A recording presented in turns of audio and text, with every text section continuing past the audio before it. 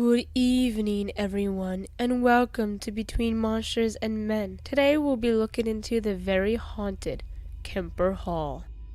Kemper Hall sits on the banks of Lake Michigan in Kenosha, Wisconsin. Originally known as Durkee Mansion, the Gothic structure was built in 1861 and settled in by Charles Durkee, who was completing his term in the United States Senate. 4 years after settling, he donated the building to St. Matthew's Episcopal Church, who would convert the house into a girls' boarding school. It was then renamed to Kemper Hall in honor of Jackson Kemper, who was the first mercenary bishop of the Episcopal Church of the United States. In 1875, the church built a chapel north of Kemper Hall, and a year after that, the first graduating class had its ceremony there. In 1894, a 4-story dormitory was built to the south of the complex, and in 1901 was extended. In 1908, the mansion was linked to the church due to the construction of a music house. Later in 1905, a boiler room was built behind the complex. Finally, 6 years later, a convent was built to the north, which linked to the chapel with the nuns' residence. The school itself was never large, graduating 1,600 students in its history. Kemper Hall closed in June 7, 1976, but is now a museum.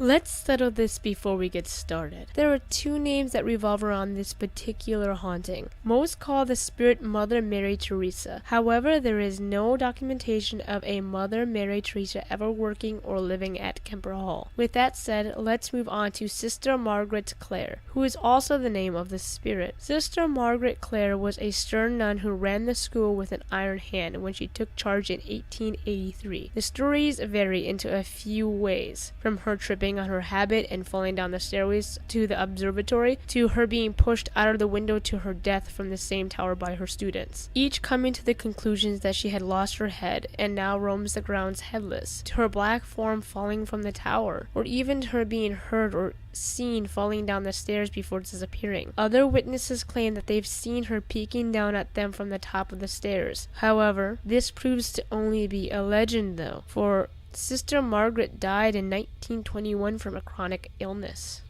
This is a simple legend with a few tales spreading from it. It concerns a student who jumped from the observatory tower and committed suicide. She did this because she was forced to attend the all-female school and to leave her lover in the process. And now people see her leaping off from the top of the observatory on occasion. Though not a student, a suicide did occur at Kemper in 1900. A sister named Augusta came to Kemper from Chicago to attend an annual retreat at the school. While she was in Kenosha, she vanished without a trace, leaving behind her handbag, crucifix, and insignia of Holy Sisterhood. When authorities were alerted, they sent word to Chicago and to St. Louis, where her family lived. On January 5th, a message came from Kemper Hall that Sister Augusta was in Springfield, Missouri. However, this proved to be false. On January 8th, a little girl named Bertha Smith and her younger brother were playing on the beach at the east end of Seminara Street when they spotted the robes of Sister Augusta floating in the water. They ran home,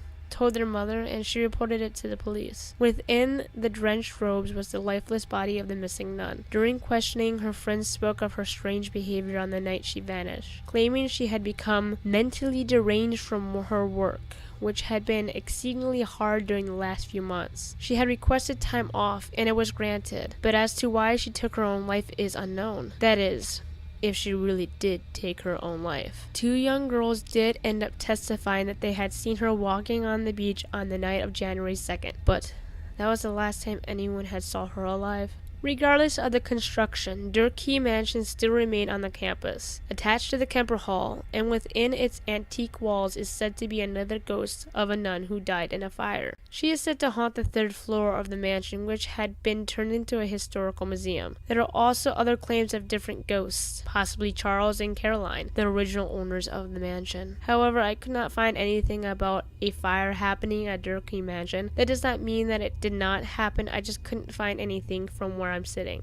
1930s. A bakery worker at the school saw a phantom dressed in brown clinging to the railing of a stairwell. When she went to tell others of her sightings, and they returned to see, the figure was gone.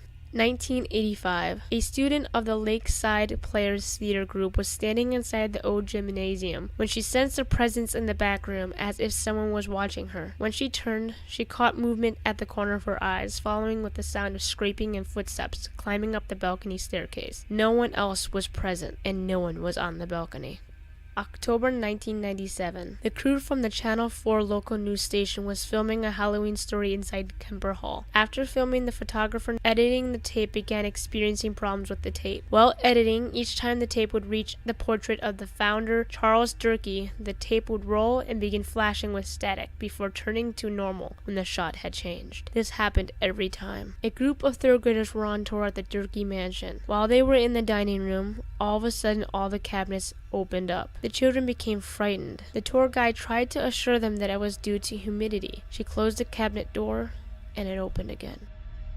Other occurrences people have experienced revolve around screaming, high-pitched cries, dark figures rolling down the stairs where the nun was said to have fallen, cold chills, bad feelings, hearing voices, footsteps, the feeling of being watched. Shadows also have been seen in the science lab, in the library, in the ladies' bathroom, and outside. Tales of schoolgirls being seen in the windows and on the school grounds are still rumored, and a strange black shadow that crawls on the grounds and outer walls have been seen. David Smickle, a photographer, had taken pictures where spectral shadows and images were seen in the second-story windows of the formal science lab. He called Richard Crowe, a famous Chicago psychic, and asked his thoughts and feelings on Kemper. Richard Crowe agreed and admitted that he had felt there was something definitely happening at Kemper. The Kenosha News reported weird sightings as well. One even told of William Saxby, who was taking pictures of the dome when he saw a blurry object fall from the tower. He also experienced his camera jamming when he was trying to take pictures of the stairway. So tell me,